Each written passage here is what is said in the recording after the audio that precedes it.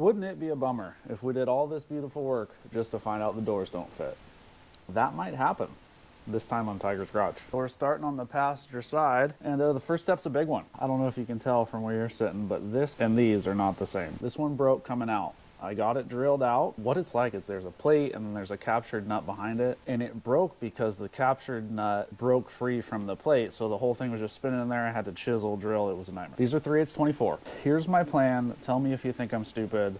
I'm gonna do it either way. In my hand here is a 5/16 stainless nut and washer. This hole, with just a little bit of massaging, would take this flange nut backwards, effectively rethreading it just one size down. I'm good with that. I wish it wasn't the top, but what are you gonna do? I'm gonna pound this in there. I'm gonna get my TIG welder out and weld around it, and then this top bolt is going to become 5/16. While the bottom and all the rest, this is the only one that broke, all the rest will stay 3/8. See what I'm going for here? Perfect, show and tell. Here's the piece that just fell out because I was beating on it. It's got a weird shape, like it was pinched in this flange and it just started spinning.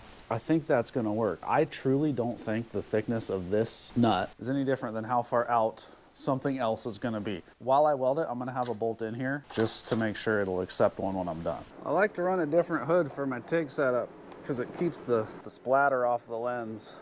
Why did I just get flashed? Because it needs batteries.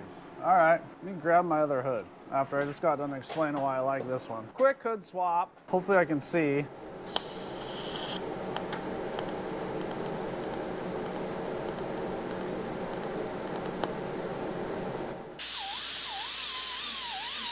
Got her in there, sanded down. This is now the bolt that we're gonna use. So I've had this thing stashed behind the shed for a long time, but I thought maybe we could set the door on it. I gotta get that door onto here, and then I'm gonna have to like reach through. Yeah, this is gonna be fun. Okay. Oh, we're way forward, aren't we? Oh, shit. Okay, hold on now. Can you just stay? I can tell we're at the wrong angle. Oh, jeez. Do I have any more? Oh, I got a little more. I think we're gonna need it all too. Come on in, little buddy. All right, well, if I was 4 inches higher, this would be perfect. Let me get a 2x4 or something so I can jack up.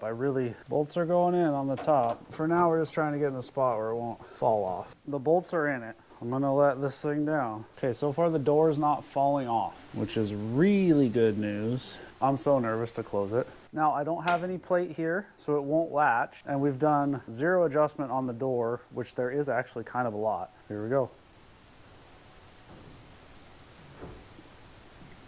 Okay, not super out of bounds, really. It looks like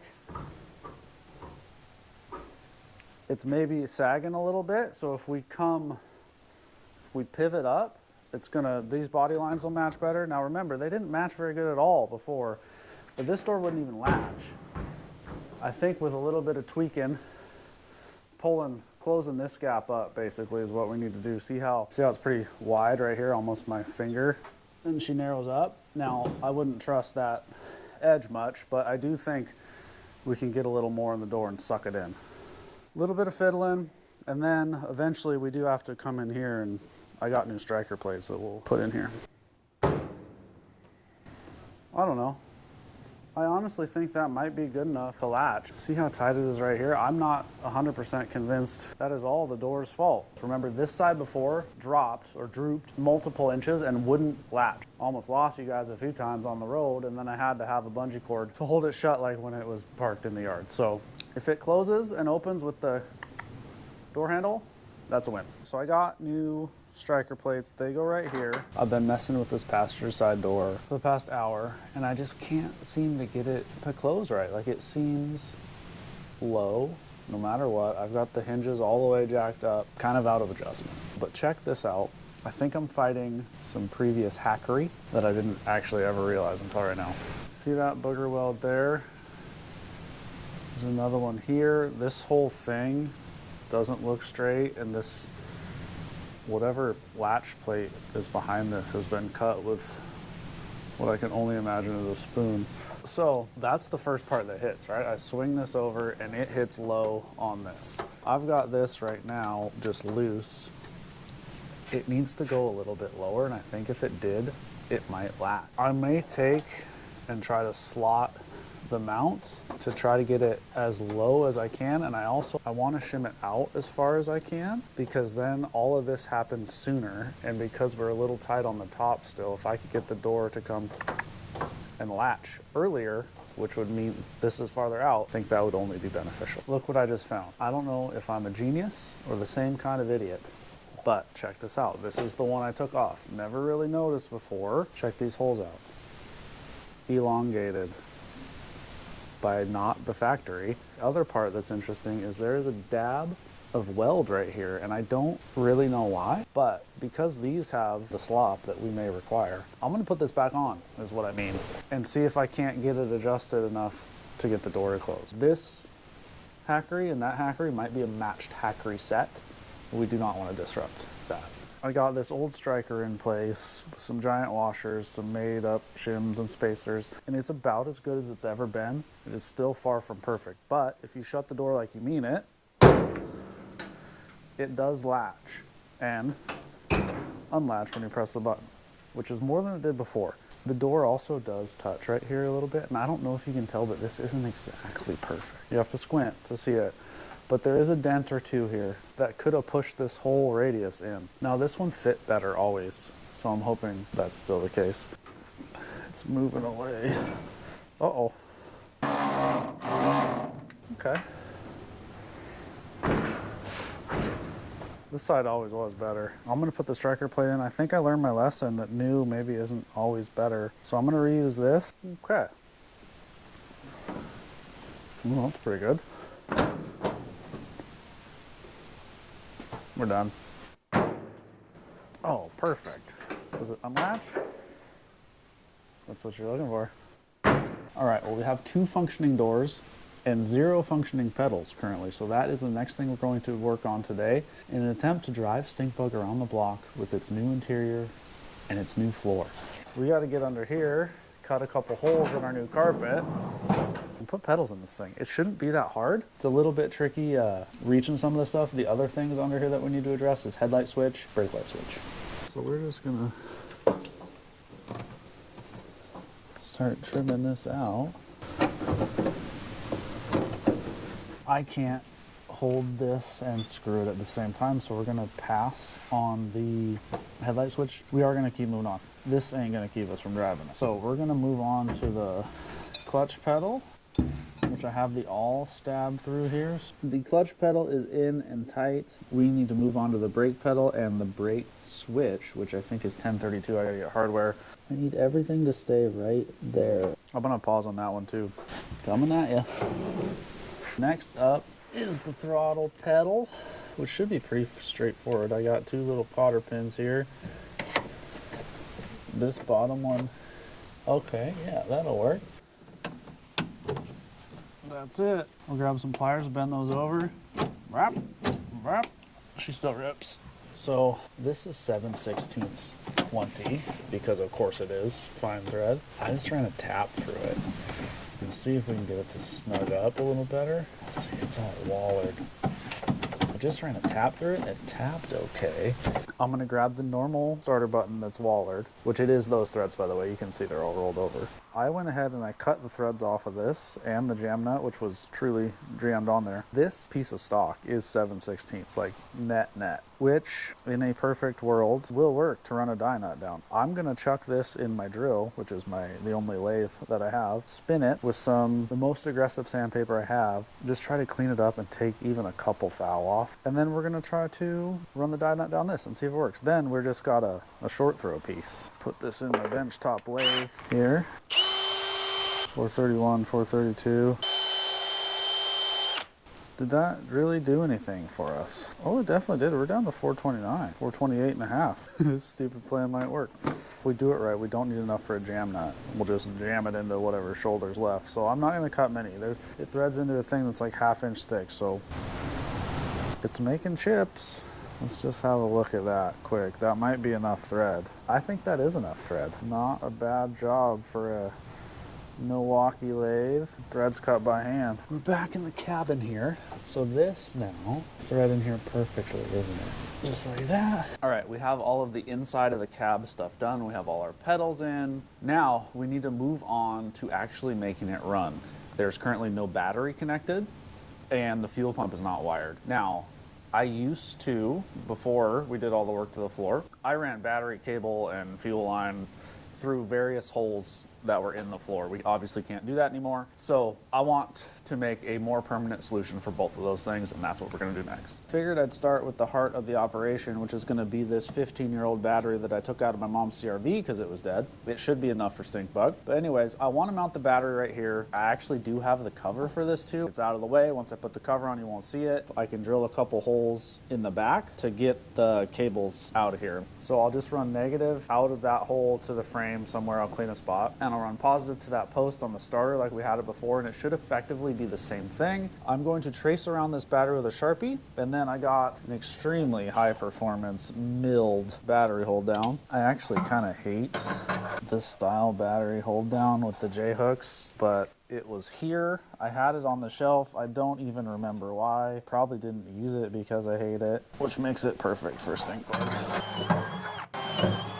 So I'm gonna try something a little risky. Inside corners are super hard to cut with a cutoff wheel, and it makes it even harder when you're in a box like this. So I've got this, which is like a 45mm carbide tipped hole saw. Should be fine, as long as it doesn't break my wrist.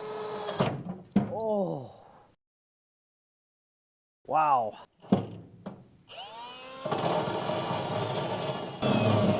If the old timer didn't build this bed out of quarter plate.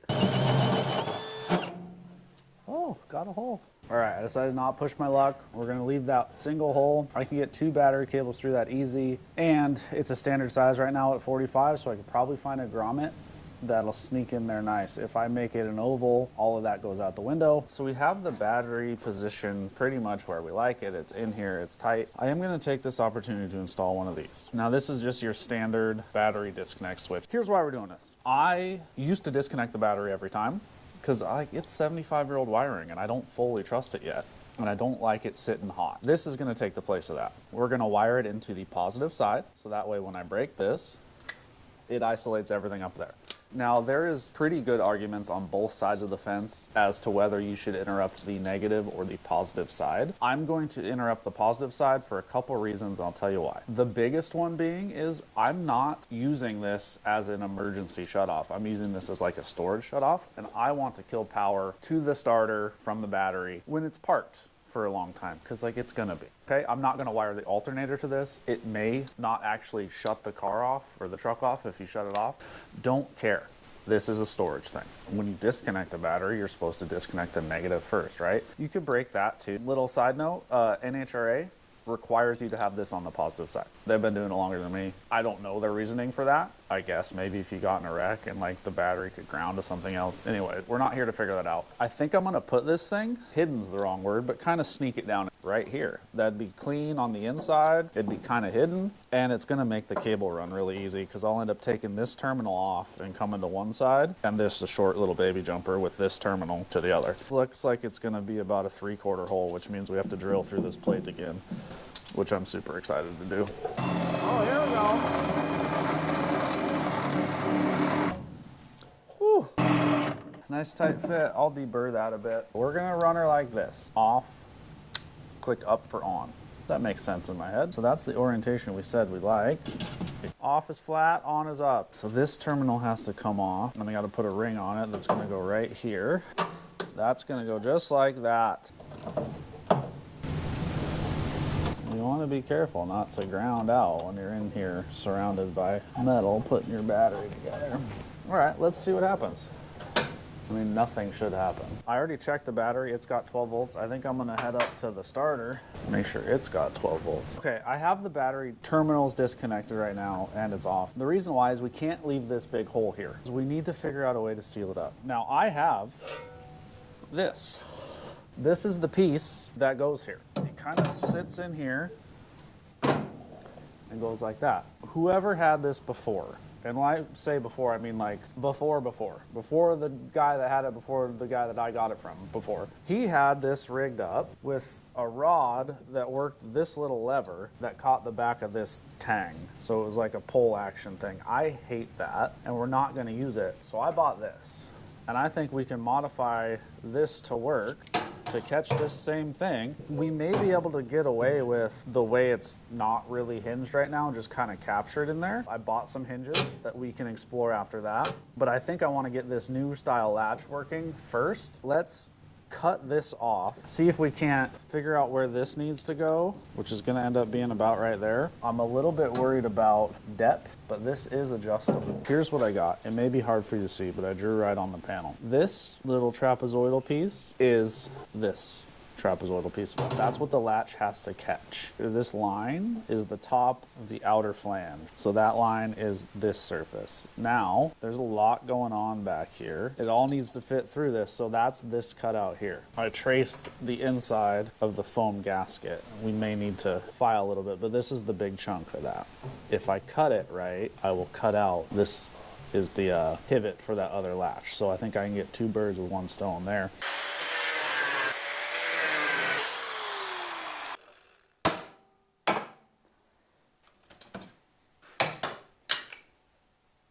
All right, moment of truth. Let's see if it fits. Panel's upside down, so this is actually the top.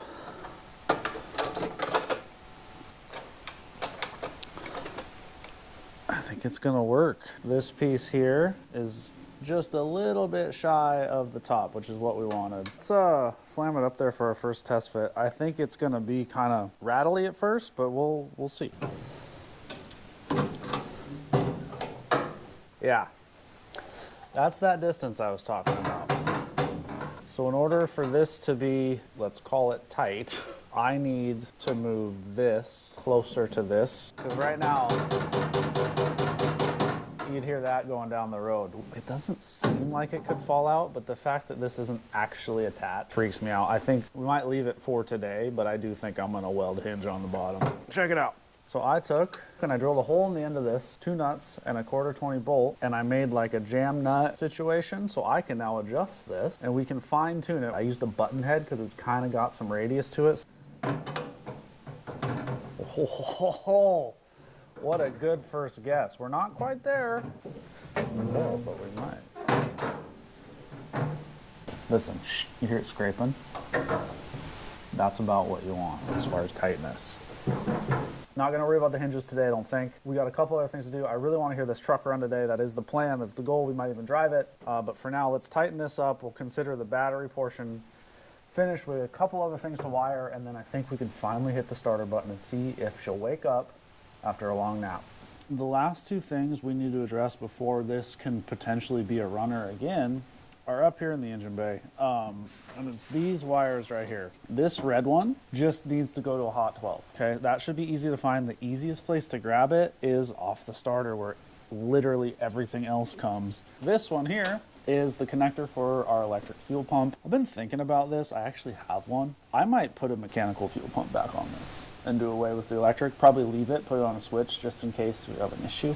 Not a today thing though. So this needs to go back about under the passenger's butt on the frame rail. The brown-red situation I got going on here is power. This is ground. All right, well, I got everything wired up. I think we're ready to see if this thing is gonna start. I'm gonna go ahead and push it back into the driveway because I wanna let it run for a while if it starts. And while it's warming up, we'll kind of take all the junk out of the bed that I've just been laying back there. Everything seems good. Maybe we'll take it around the block. Come on, buddy. It's far enough to get the exhaust out the door, at least. Now it should be as simple as turning our new battery switch on, giving it a little bit of choke, hitting the key, that'll start the fuel pump. If we did everything right, I'm sure the bowl's empty, so it'll fill that up, and then touch our new starter button and see if this thing comes to life with brand new floor, brand new interior. Here we go. All right, there's not a... That door, I'm telling you. Perfect. Neutral, there's not a ton of fuel in it, so if we do want to take it anywhere, we might have to put a splash in it. But let's see if we hear the fuel pump. Ready? I hear it. I don't know if you hear it. 3 pumps.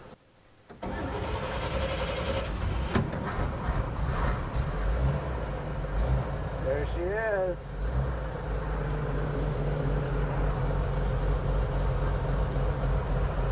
Oil pressure's climbing slowly, but it is climbing. It's at 40, yeah, it's at 35 pounds. Kill the choke. Let's see if our tail lights and stuff work still, because remember we were cutting and welding down in that area. It's a ripper. I knew it would be. I knew it would be. I'm gonna go ahead and make sure it's charging all the way back here. Can't imagine why it wouldn't be, but 14.6. All right, so I just shut her down. I'm gonna go try to find a splash of fuel, and I think we're gonna take it around the block. I did hop in, I put it in gear. It is 10 million times better than it was because the clutch pedal isn't rubbing on the floor anymore. All right, well, I put a splash of fuel in it.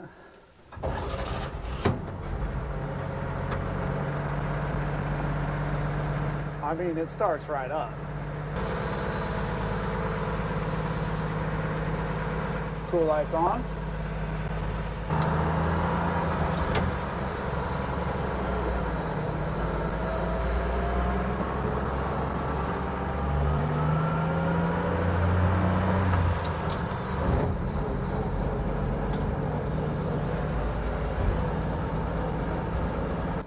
The clutch is so much better. Like, that's the biggest improvement. Yeah, the floor is nice. It's a little bit quieter in here.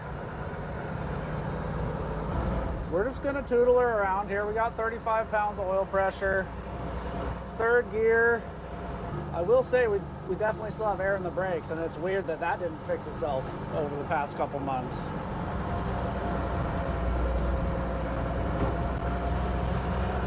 Doors are staying closed. Another thing that's new, she's definitely still a double pump. Almost had a triple pump on that one.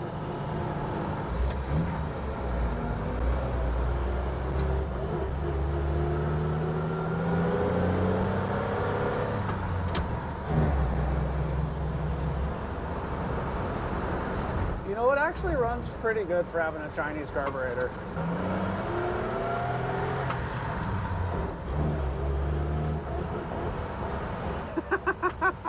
It's so cool.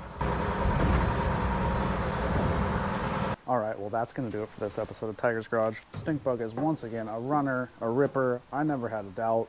The new seating position is as good as it can get. It's luxurious, even, if I do say so. The clutch is the biggest improvement. It doesn't hang up on the floor and makes drivability a million times better.